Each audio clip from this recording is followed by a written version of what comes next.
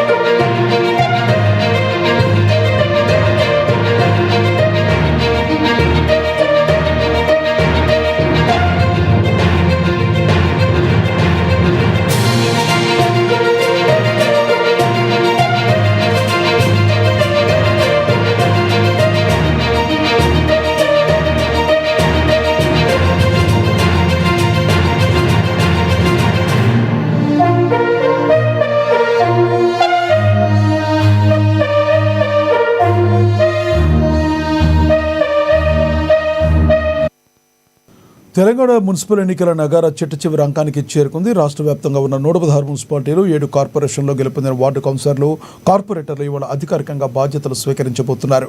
ముందుగా ఎన్నికైన ప్రజాప్రతినిధులందరితో అధికారులు ప్రమాణ స్వీకారం చేయించనున్నారు. ఇదే విషయానికి సంబంధించి మరింత సమాచారాన్ని మా ప్రతినిధి హరీష్ అందిస్తారు ఫోన్ ద్వారా. హరీష్, చెప్పండి, గెలిపి వరకు ఒకటైతే గెలిచిన తర్వాత ఇప్పుడు ఏం చేయబోతున్నారు అనేది మరొక కీలక అంశంగా ముడిపడబోతుంది అనుకోవచ్చా ఈ ఎన్నికల అంశానికి సంబంధించి?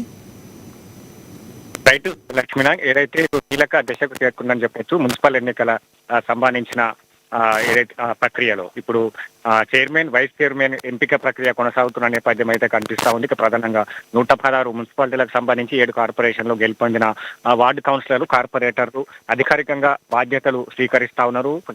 ప్రజాప్రతినిధులతో అధికారులు ప్రమాణ స్వీకారం చేయిస్తున్న నేపథ్యం అయితే కనిపిస్తా ఉంది. ఇక డిప్యూటీ మేయర్ అలాగే మున్సిపల్ వైస్ చైర్మన్ పర్సన్ల ప్రక్రియ కొనసాగుతా ఉన్నది. ఇక సీఎం రేవంత్ రెడ్డి దీన్ని అత్యధికంగా అంటే ప్రతిష్టాత్మకంగా తీసుకునే నేపథ్యం అయితే కనిపిస్తుంది. గెలిచిన అభ్యర్థులకు సంబంధించి కూడా పార్టీల శ్రేణులకు దిశానిర్దేశం చేసేందుకు ఆయన జూమ్ సమావేశం నిర్వహించారు. ఇక సమావేశంలో కీలకమైన అంశాలను కూడా ప్రస్తావించిన నేపథ్యం అయితే కనిపిస్తా ఉంది. ఎక్కడ ఎటువంటి పొరపాటు జరగకుండా పార్టీ వ్యూహాన్ని అమలు చేయాలని కూడా ఆయన ఇప్పటికే స్పష్టమైన ఆదేశాలు జారీ చేశారు. కొన్ని చోట్ల బలాబలాలు సమానంగా ఉండడంతో అక్కడ కింగ్ మేకర్ ఎవరు అవుతారనిపైన ఉత్కంఠ కొనసాగుతా ఉన్నది. ఇక మెజార్టీ స్థానాలకు సంబంధించి కూడా కాంగ్రెస్ పార్టీ మేయర్ అలాగే డిప్యూటీ మేయర్, వైస్ చైర్మన్ కి సంబంధించి కూడా ఆ పదవులను దక్కించుకునేందుకు కాంగ్రెస్ పార్టీ ఎత్తుగడలు వేస్తా ఉన్నది. ఇప్పటికీ ఏదైతే హంగ్ ఏర్పడ్డ సంబంధించిన 37 పైగా ఏదైతే మున్సిపాలిటీలు ఉన్నాయో వారికి సంబంధించి కూడా ఇప్పుడు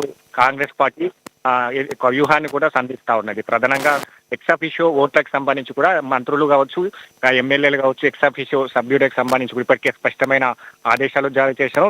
తప్పకుండా తమ ఓటు హక్కును వినియోగించుకోవాలంటూ కూడా జూమ్ సమావేశంలో ఏదైతే చెప్పిన నేపథ్యం అయితే కనిపిస్తా ఉన్నది.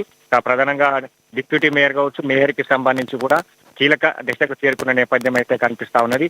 దీంట్లో ఏదైతే కొన్ని ఏదైతే ప్రాంతాల్లో కూడా టైట్ అంటే నెక్ ఆఫ్ టైట్ ఉన్న నేపథ్యం అయితే కనిపిస్తా ఉంది. నెక్ టు నెక్ ఏదైతే బీఆర్ఎస్ కి సంబంధించి కావచ్చు, కొన్ని మున్సిపాలిటీల్లో ఇక కాంగ్రెస్ పార్టీ బీఆర్ఎస్ వర్సెస్ గా కొనసాగుతున్నది. కొన్ని మున్సిపాలిటీలో బీజేపీకి సంబంధించి కూడా కొంతమేర బలం ఉన్నది. కాబట్టి ఆ మున్సిపాలిటీలో ఏ విధంగా ముందుకెళ్ళాలి, ఏ విధమైన వ్యూహాలతో ముందుకెళ్ళాలి, అక్కడ మంత్రులకు సంబంధించి కూడా ఇప్పటికే ఆదేశించారు. ఎక్సాఫిషియో ఓట్లకు సంబంధించి కావచ్చు, ఇక్కడ ఇప్పటికే క్యాంపుకు తరలించిన ఎవరైతే అభ్యర్థులు ఉన్నారో వారికి సంబంధించి కావచ్చు, ఇక స్వతంత్ర అభ్యర్థులకు సంబంధించి కూడా కాంగ్రెస్ పార్టీలోకి వచ్చేందుకు సిద్ధంగా ఉండాలి, వారిని కూడా కాంగ్రెస్ పార్టీలోకి ఆహ్వానించాలని కూడా చెప్పిన నేపథ్యం ఉంది. ఇందులో భాగంగానే చాలా వరకు ఏదైతే స్వతంత్ర అభ్యర్థులకు సంబంధించి కూడా కాంగ్రెస్ పార్టీలో చేరడం జరిగింది.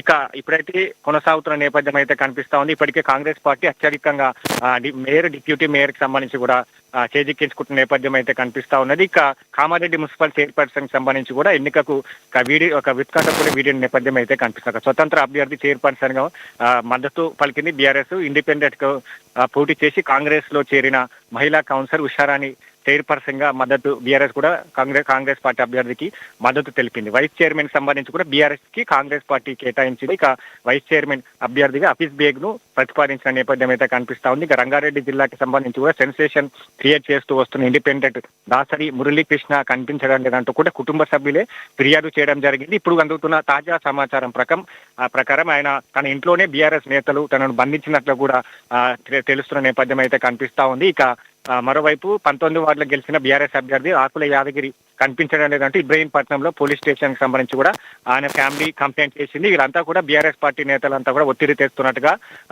కనిపిస్తున్న నేపథ్యం అయితే కనిపిస్తా ఉంది. ఇక వరంగల్ కావచ్చు, జగిత్యాల కావచ్చు, మహబూబాబాద్ జిల్లాకి సంబంధించి కూడా కాంగ్రెస్ పార్టీ అత్యధికంగా ఏదైతే ఈ మున్సిపాలిటీలకు mayor, deputy mayor, chairman, vice chairman కి సంబంధించి కూడా గెలుచుకుంటున్న నేపథ్యం అయితే కనిపిస్తా ఉంది. ప్రధానంగా తొర్రూరులో మున్సిపాలిటీలో మొత్తం 16 వార్డులకు సంబంధించి కూడా 2 ఎక్స్ అఫీషియో సభ్యులతో కలిపి 18 ఓట్లతో కాంగ్రెస్ పార్టీ అక్కడ మ్యాజిక్ ఫిగర్ ను దాటేసిన నేపథ్యం అయితే కనిపిస్తా ఉన్నది.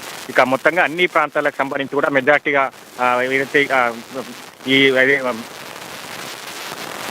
చైర్పర్సన్ కి సంబంధించి వైస్ చైర్మన్ కి సంబంధించి కూడా దక్కించుకునేందుకు కాంగ్రెస్ పార్టీ ఇప్పటికే తమ వ్యూహాలను సిద్ధం చేస్తా ఉన్నది.